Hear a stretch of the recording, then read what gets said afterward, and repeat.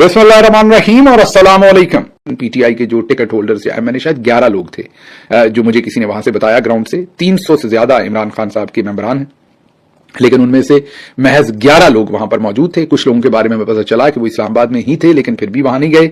अफसोसनाक बात है, जाहिर है क्योंकि हमें सबके नामों का नहीं पता इसलिए हम नाम नहीं सामने रखेंगे, लेकिन यह पता चला कि सिर्फ 11 लोग वहां पर तशरीफ रखते थे। बहरहाल 16 घंटे सुहेल अफरीदी जो है वो जेल के सामने धरना देते रहे सख्त सर्दी के अंदर। उसके बाद सुबह उठ के वो इस्लामाबाद हाई कोर्ट गए, अलीमा खानम भी गई और कोशिश उनकी ये थी कि जस्टिस सरफराज डोगर जो इस वक्त चीफ जस्टिस हैं इस्लामाबाद हाई कोर्ट के, उनके साथ उनकी मुलाकात हो जाए, उनके साथ उनकी मुलाकात हो ताकि वो इमरान खान साहब के साथ जो अदालत ने अहकामात दे रखे हैं कि उनकी मुलाकात करवाई जाए, सुहेल अफरीदी की, इमरान खान की बहनों की, वो मुलाकात हो सके। 2 से 3 घंटे या शायद इससे भी ज्यादा सुहेल अफरीदी बैठे रहे रजिस्ट्रार के दफ्तर के बाहर, इंतजार करते रहे और फिर सरफराज डोगर साहब ने उन्हें यह पैगाम भेजा कि मैं आपसे नहीं मिल सकता। अब पता नहीं उन्हें किसी ने इजाजत नहीं दी मिलने की या वो खुद नहीं मिलना चाहते। बहरहाल सुहेल अफरीदी वहां पर इंतजार कर करके फिर वहां से चले गए। अब धरना फिलहाल कॉल ऑफ कर दिया गया है और यह फैसला किया गया है कि ट्यूसडे वाले दिन दोबारा पूरे जोरों शोर के साथ वहां पर धरना भी दिया जाएगा और जेल के सामने भी आया जाएगा। हमारे जराये ये कह रहे हैं, बहरहाल इन पर यकीन तो नहीं किया जा सकता, आपको पता ही है झूठे हैं, रज के झूठे हैं, लेकिन ये जराये कह रहे हैं कि ये वादा कर रहे हैं वहां पर ग्राउंड पर के ट्यूसडे तक आपकी मुलाकात करवा देंगे। शायद तब तक अगर नोटिफिकेशन हो गया तो फिर शायद मुलाकात हो भी जाए।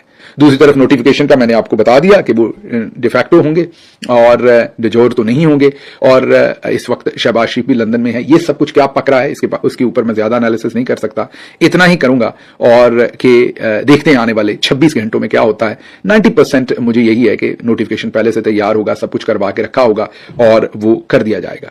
अच्छा, अब इसमें एक और चीज जो मैंने आपके सामने रखनी है कि डोगर साहब तो उन्हें नहीं मिले, लेकिन जो सुहेल अफरीदी हैं वो बहुत उम्दा कोशिश कर रहे हैं। बहुत सारे लोग उन पर तनकीद भी करते हैं, मेरे ख्याल में बहुत नाजायज है, उनको वक्त देना चाहिए। अभी वो बिल्कुल जो उनकी ताकत है, जो उनकी हिम्मत है, जो उन्हें करना चाहिए वो भरपूर कोशिश कर रहे हैं। उन्हें थोड़ा आप वक्त दीजिए। रही बात खड़ा करने की, तो और कितने लोग हैं वो कर लें।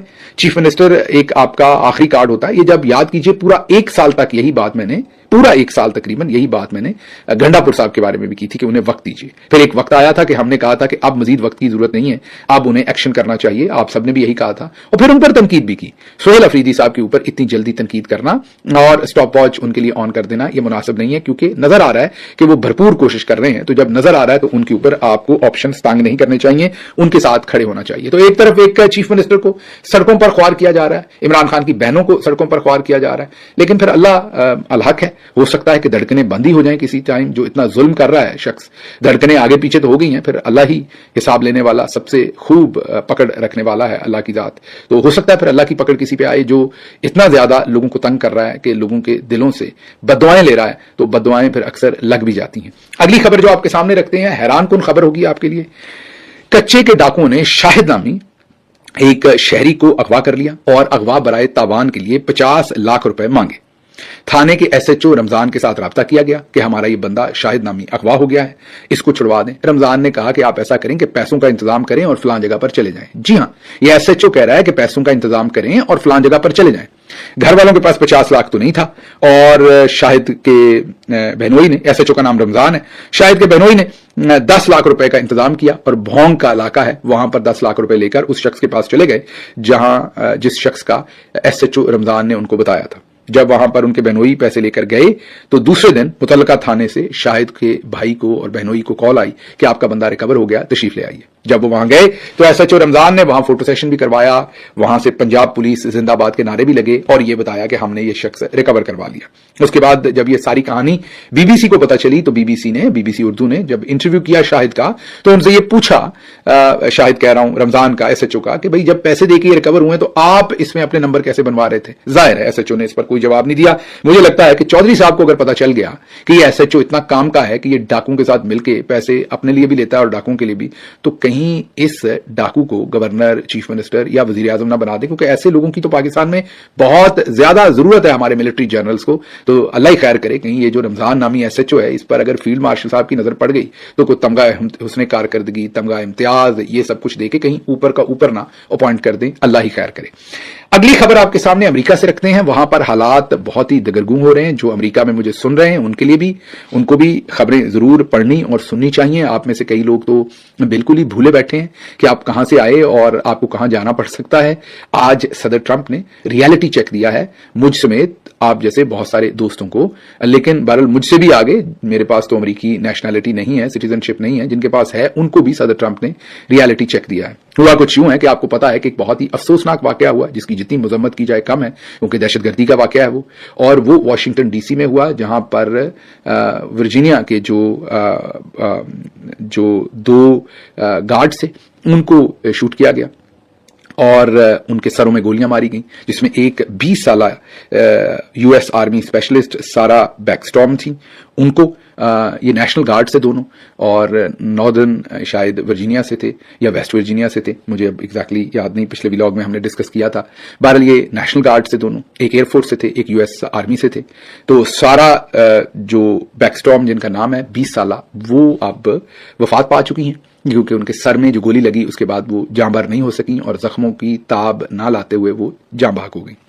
अब इस सिचुएशन में जो दूसरे गार्ड हैं वो मेल हैं, वो यूएस एयरफोर्स से हैं और वो अभी जिंदा हैं, स्टेबल हैं। डॉक्टर्स भरपूर कोशिश कर रहे हैं उनकी जिंदगी बचाने की, उनकी सर्जरी हो चुकी है।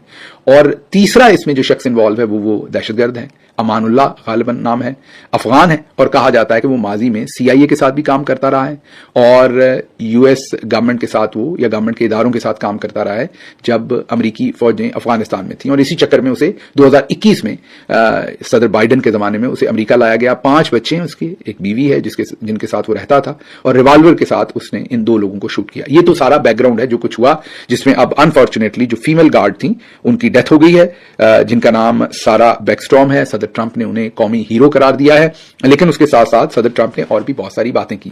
एक तो पूरी कौम को उन्होंने थैंक्सगिविंग की मुबारकबाद दी है, जो कि एक लोकल हॉलिडे है, उसको किसी दिन दोबारा एक्सप्लेन कर लेंगे।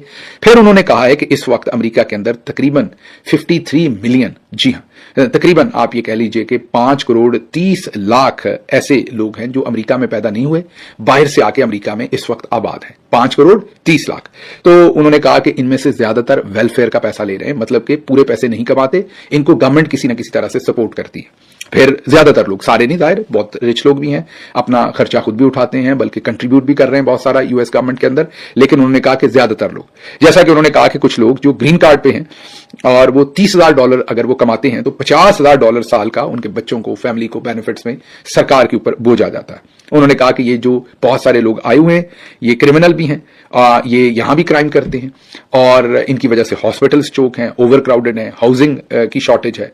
और फिर उन्होंने स्पेशल एग्जांपल दी मिनेसोटा की कि वहां पर जो सोमालियन रिफ्यूजीज हैं उनके गैंग्स हैं जिन्होंने टेक ओवर कर लिया सिटी को, अटैक करते हैं वो लोगों के ऊपर, लोग उनसे डरे हुए हैं। फिर उन्होंने इल्हान उमर जो वहां से एक कांग्रेस वुमेन है उनके ऊपर भी तनकीद की बहुत ज्यादा, और उन्होंने एज अ प्रेसिडेंट प्रॉमिस किया कि वो परमानेंटली जो थर्ड वर्ल्ड है, इकोनॉमिकली थर्ड वर्ल्ड जाहिर है, जितने भी ममालिक हैं जो गरीब ममालिक हैं उनसे परमानेंटली इमिग्रेशन को वो पॉज करने जा रहे हैं, रोकने जा रहे हैं, no more immigration from those countries.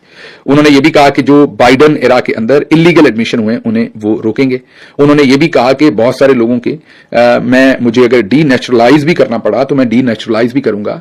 D neutralise का मतलब जिनके पास पासपोर्ट हैं उनके पासपोर्ट्स भी वापस लेने पड़े तो लिए जाएंगे और उनको अमेरिका से डिपोर्ट करना पड़ा तो किया जाएगा।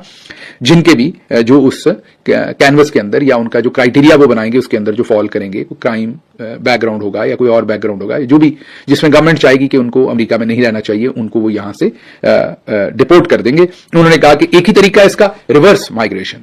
जो यहां इमिग्रेशन हो रही है उसको अब रिवर्स माइग्रेशन हम करवाएंगे, यहां से लोगों को भेजेंगे, तो वो एक ही तरीका है और उसका मतलब है मास डेपोटेशन, जो है वो मास डेपोटेशन करेंगे, बड़े पैमाने के ऊपर लोगों को यहां से डिपोर्ट करेंगे, तब जाके ये चीजें फिक्स होंगी। आखिर पर उन्होंने एक दफा फिर सबको हैप्पी थैंक्सगिविंग कहा। तो ये खबर इसलिए आपको देना जरूरी थी, बहुत सारे हमारे सुनने वाले अमेरिका के अंदर भी हैं, पाकिस्तान में भी हैं, दूसरी जगहों पर भी हैं, कि जब हम जोर लगाते हैं, आप में से बहुत सारे लोग कहते हैं पाकिस्तान में ऐसा ही रहना है पाकिस्तान का कुछ नहीं हो सकता। मुझे बहुत सारे लोग कहते हैं आप किस कॉज में पड़े हुए हैं, आप अमेरिका में रहते हैं, यहां पर अपनी खुशोखुरम जिंदगी गुजारे हैं, या आप किस एक लॉस्ट कॉज के पीछे पड़े हुए हैं, पाकिस्तान का कभी कुछ नहीं बनना। तो उनको याद करवाने के लिए कि पाकिस्तान आपका मुल्क है, वो अगर दुरुस्त होगा तो आपके लिए ऑलवेज एक प्रोटेक्शन होगी। जो हालात हमारे लिए, क्योंकि हम हिस्ट्री पढ़ते नहीं है, आज के हालात हम देख रहे हैं, लेकिन अगर आप पिछले 100 साल की हिस्ट्री पढ़ें तो जो कुछ उस वक्त यहूदियों के साथ यूरोप में और दूसरे मुल्कों में किया गया, और भी बहुत सारे लोगों के साथ, जैसे जमीन उन पर तंग की गई उस वक्त, ऐसे किसी पर भी जमीन दोबारा भी तंग हो सकती है। तो आपका जो अपना वतन होता है, जो आपका अपना मुल्क होता है, उसकी बड़ी अहमियत होती है। इसीलिए हम चाहते हैं कि हमारा जो अपना वतन है, जो पाकिस्तान है, इसलिए इमरान खान जेल काट रहे हैं, इसलिए इतनी सख्तियां बर्दाश्त कर रहे हैं कि वो चाहते हैं कि हमारा अपना मुल्क जो है वो एक रिस्पेक्टफुल, एक dignified lifestyle and life standard जो है वो पाकिस्तानी सिटीजन्स को प्रोवाइड कर सके, जहां पर रूल ऑफ लॉ हो, डेमोक्रेसी हो, फ्रीडम ऑफ स्पीच हो, और जो प्रोफेस्ड प्रिंसिपल्स हैं पूरी दुनिया के अंदर, उसकी कोशिश हो रही है। शायद अब जैसे जैसे वक्त यहां गुजर रहा है, आपको अंदाजा होगा जिस तरह की सिचुएशन डेवलप होगी। यूरोप में जो कुछ हुआ है वो तो आपके सामने ही है, जो वहां पर मूवमेंट चल रही है मुख्तलिफ ममालिक में, अब जो अमेरिका में हो रहा है वो भी आपके सामने